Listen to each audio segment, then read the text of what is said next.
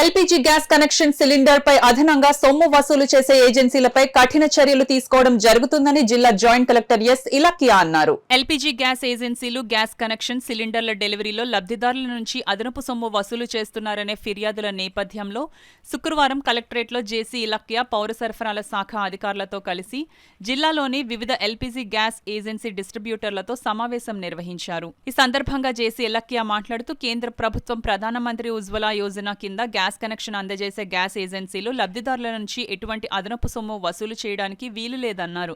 ప్రభుత్వ నిబంధనలకు వ్యతిరేకంగా లబ్ధిదారుల నుంచి అదనపు సొమ్ము వసూలు చేసే ఏజెన్సీలపై కఠిన చర్యలు తీసుకోవడంతో పాటు ఏజెన్సీల లైసెన్స్ రద్దు చేయడం జరుగుతుందని జేసీ ఇలకియా స్పష్టం చేశారు.